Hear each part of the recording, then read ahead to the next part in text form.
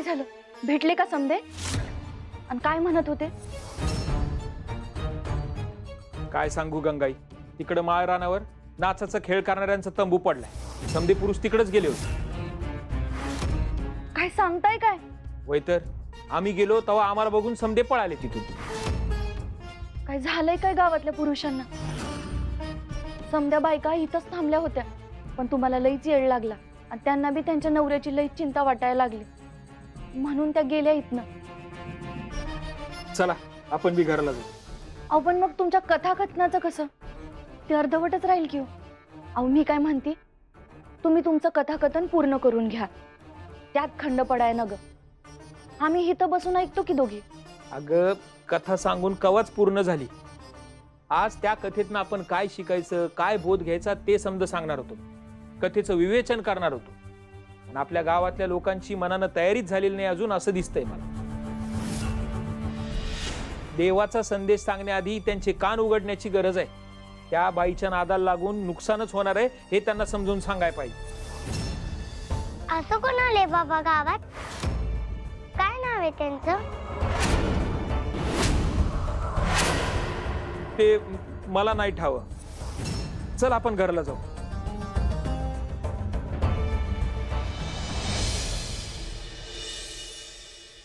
सावित्रीबाई, लोहार भाऊ आले का हो घरी? नाही ग, अजून पत्ता नाही यांचा. मी कधीपासून वाट बघते त्यांची. इथं लय वेळ झालाय बघ. कुठे गेल्यात कुणास ठाऊक. आमचं हे बी शेतावरनं सरळ देवळात जाऊया म्हणली होती, पण अजून बी पत्त्या नाही. कुठं गेल्या ते, काय झालंय काय बी कळाय मार्ग नाही बघ. आता समजून देवी यायच्याच हातात आहे. माझं धानी कुठं गेल्यात?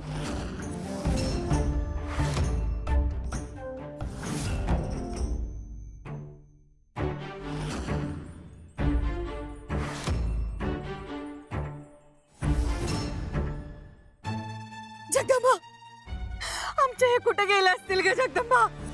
मागच्या वेळी समध्या गावाला तूच वाचिवली होतीस बघ. आता बी तूच वाचिव जगदंबा, आता बी तूच वाचिव. त्या असुरांनी पळून तर नेला नसेल ना वा? त्यांना बंदी बनवलं नसेल ना वा? अवा कुठे गेला सवा तुम्ही? अवा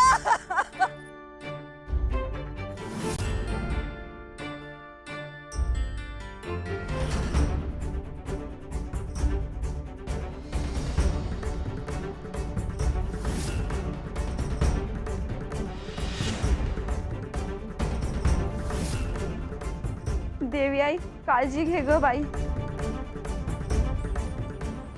सगळेच पुरुष एकाएकी निघून गेले, म्हणजे हे काहीतरी वेगळं आहे. ती दुष्ट शक्ती मला जाणवली होती. ती साधी नाही आहे, ही जास्त भयंकर आहे. पण नेमकं काय आहे ते मला शोधून काढायलाच लागेल, आणि त्यासाठी मला तयार राहायला लागेल.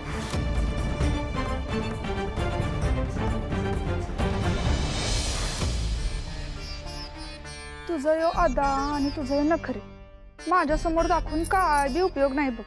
ज्याला दाखवून भुलवायचा होता तो तर भुललाच नाही की. तुझ्याकडे ढुंकून सुद्धा बघितलं नाही ग त्यानं. हे मंजुळे, गागावपणा करू नकस. हा, काय खोटं बोलते का मी? तुझ्याकडे दुर्लक्ष करून निघून गेला तो. जाऊ दे ग. अगं काय काय दगड भुसभुशीत असतात, जरा पाय लागला का ढासळतात. आणि काय काय दांडगी असतात, त्यांना फुटाय जरा वेळ लागतो.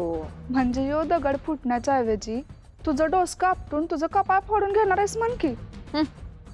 असं काय बी होणार नाही.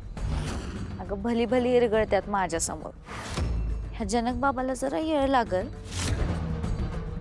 पण तो येईल टप्प्यात. मला एक कळत नाही, असुर नरेशाने तुला इथं जगदंबाला घेऊन येण्यासाठी धाडलं, मग तू या माणसाच्या मागे लागून कशाला आपला वेळ वाया घालवतेस? आधीच्या रिपूंनी ज्या चुका केल्या त्या मी करणार नाही. मी ठरवलंय, जगदंबाच्या माग लागायचंच नाही. अगं पण मदराजाने बी तेच केलं होतं की. होय, पण तो अहंकारात बुडला आणि म्हणून त्याचा डाव फसला. अहंकारात सत्ता मिळवता येत्या, पण माणसाचं मन जिंकता येत नाही. कुणाला बी आपला दास बनवता येत नाही ग. त्यासाठी मनात इच्छा असायला लागत्या दुसऱ्याचा दास बनायची. आणि एकदा का जनक झाला माझा दास का जगदंबाच्या गळ्यात अडकल माझा फास. अगं बाय माझी, असा डाव हाय होय समजा. तुला आत्ता कळलं ना बघ. पण मला एक सांग, म्हणजे तो जनक बाबा तुझा दास होईल का ग? म्हणजे तुझी जादू त्याच्यावर चालेल का? मला तर शंकाच वाटून राहिल्या बाई. अगे एकदा का माझ्या पायातली घुंगरे बोलायला लागली का त्याच्या नादानं सगळी माणसं आपोआप खेचली जातात बघ. बघायची का जादू बघ.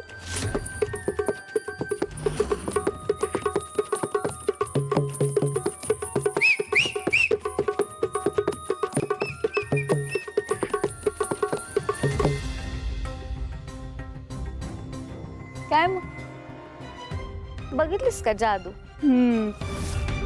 आता अशी जादू दाखवीन घुंगरांची का थरथर होईल जनकच्या बी काळजाची.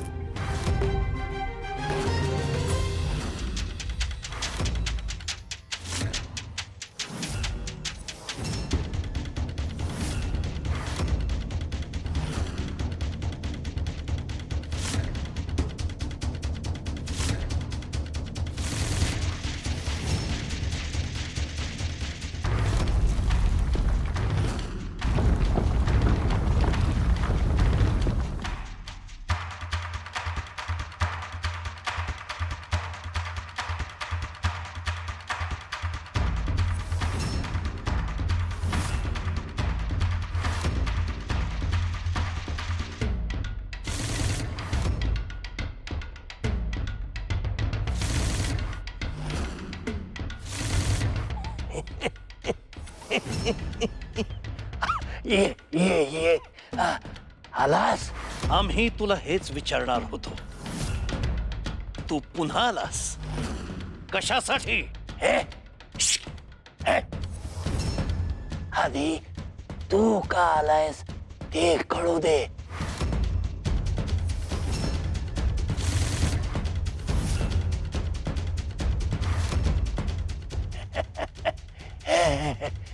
परत एखादा नवीन रिपू पाठवलास? जगदंबेच्या मागे पाठवलास? हो. मग आम्ही दुसरं काय करायला हवं होतं? तुझं ऐकून निष्क्रिय शांत बसायला हवं होतं. तू जे काही सांगतोयस ते निरर्थक आहे, निरर्थक. आमच्या आजवरच्या योजना असफल झाल्या याचा अर्थ भविष्यातल्याही योजना असफल होतील असं नाही. या वेळेला आम्ही जो रिपू जगदंबावर पाठवणार आहोत तो महाशक्तिशाली आहे, सामर्थ्यवान आहे. आणि तू अकारण आमच्या कार्यात विघ्न आणतोयस, मोडता घालतोयस. मुडा, अरे रिपूला पाठवू नको असं कधी म्हणालो रे मी? कधी ऐकलंस? पाठव, रिपू पाठव.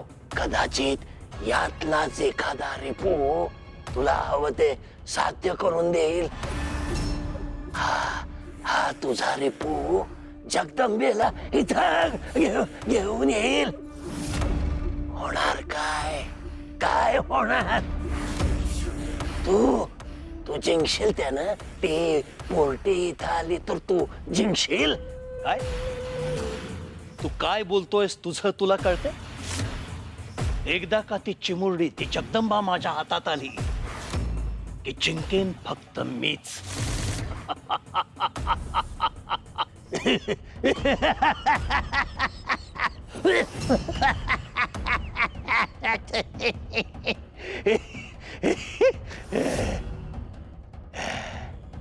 अरे मुडा, महिषा, अरे आधी ठरव तुझा विषय कशात आहे. तुला हवंय कोण? तुला ती पोरटी जगदंबा हवी आहे का तुळजा हवी आहे? कोण हवंय? तुझा विजय विजय म्हणतोस तो कशात ठरव की रे एकदा. तू काय बोलतोयस तुझं तुला कळतंय? अरे जगदंबा आणि तुळजा या दोघींमध्ये फरक काय आहे? काय काय फरक आहे म्हटलं तर सुईच्या आग्रा एवढा फरक आहे. आणि म्हटलं तर ब्रह्मांड एवढा फरक आहे. समजून घे मोढा. तू पुन्हा कोडी घालतोयस. हे बघ तुला जे बोलायचं आहे ते स्पष्ट बोल, नीट सांग. तू कोण आहेस हे आधी सांग. अरे पहिल्या भेटीत सांगितलं तुला मी कोण आहे. इथे का आलायस? का आलोय? अरे हे सुद्धा सांगितलं. आमच्या समोर हा उद्दामपणा. आता या असुर नरेशाचं खरं सामर्थ्य तुला दाखवण्याची वेळ आली आहे. या क्षणी तुला पकडून कारावासात टाकू आम्ही. कारावासात. यो.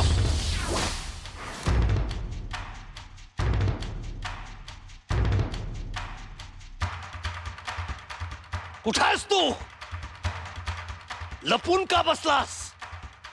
आता का घाबरलास? समोर ये. का एखाद्या उंदरासारखा अंधारात कुठेतरी पडलाय?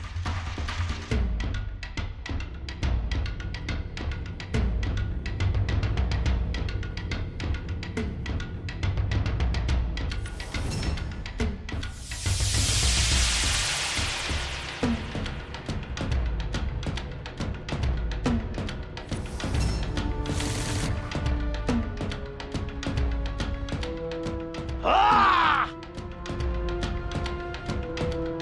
हे काय आहे? हे काय आहे? अरे अगोचर वृद्धा, हे काय आहे?